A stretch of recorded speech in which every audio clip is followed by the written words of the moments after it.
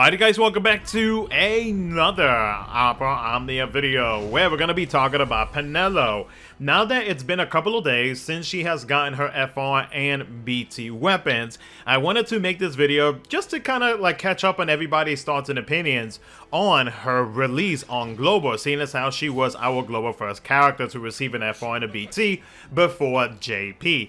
Now I will say that there have been numerous JP players who do live in Japan who are actually praising Penelo and the fact that they wish they could actually have her on the JP side. So that says a lot, especially when JP is about 6 to 8 months roughly ahead of Global. We are in the FR Echo era, and we have plenty of characters that would actually benefit a pretty good amount, especially from Penelo's BT effect. So we're going to be talking about what I think about her so far. I did make a community post earlier this morning asking you guys to vote below on either of the 5 options that you see on the screen right now, and also comment as well if you wanted to. And you could do the same for this video as well if by chance you didn't see that community post, to let me know like what are your overall thoughts on Penelo. Are you happy with the investment?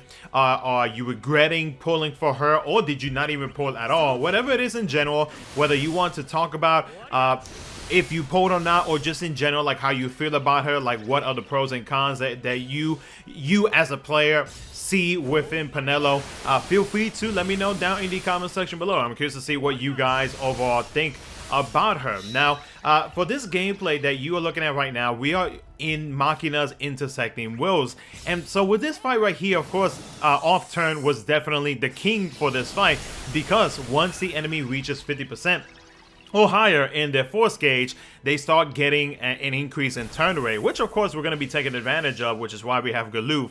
And then we are going to be activating Machina's FR. I could have activated Penelo's FR, but I chose not to.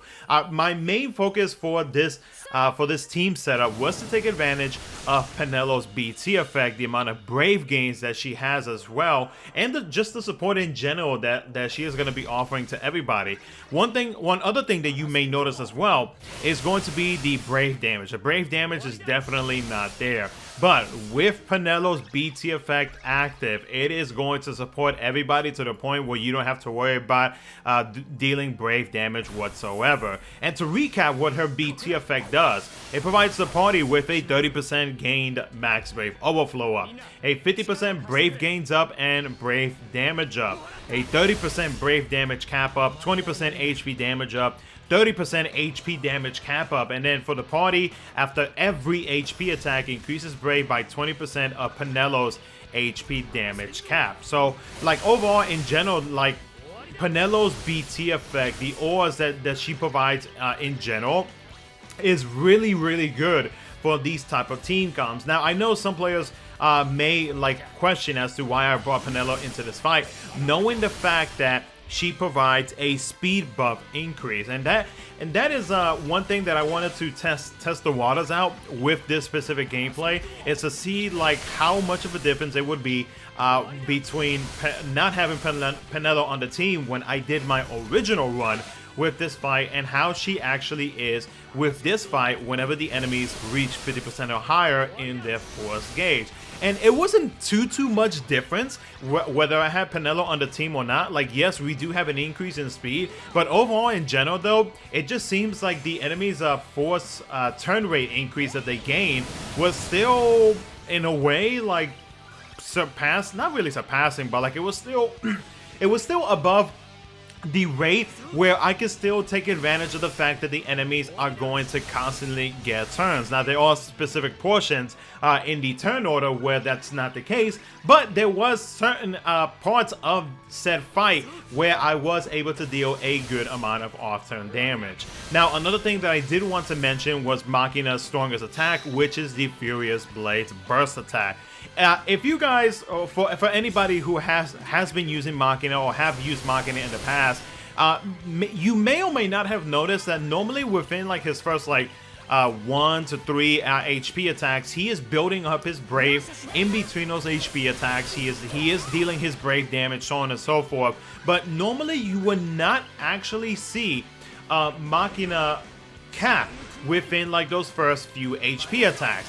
afterwards, after like the first 2 to 3, then yeah, he is going to be capping. But one thing I noticed is that while Penelo's BT effect is active, I don't think that I was unable to cap on any of Machina's Furious Blade's burst attack. Like, Machina had no issue whatsoever with him being able to make sure that he was able to cap in every single HP attack within his Furious Blade's burst attack. And that immediately told me right there that Penelo, with the Brave gains and the fact that based on her HP damage cap percentage, like, it just shows that, like, the Brave recovery that she is able to offer in between those HP attacks and just overall with the overflow that you can get out of it is really, really, really good. And it just tells me that Machina and probably many other DPS characters that has multiple HP attacks are not going to have any issue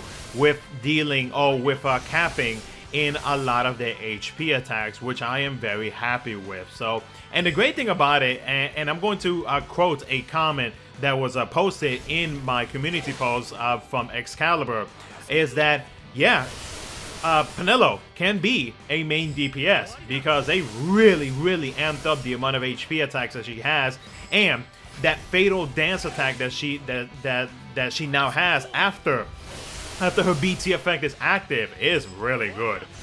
So yeah, she can be a main DPS. She is definitely a force gauge charger. She is an Orbot support and a main FR user in your team. So Xcal is definitely on point with that.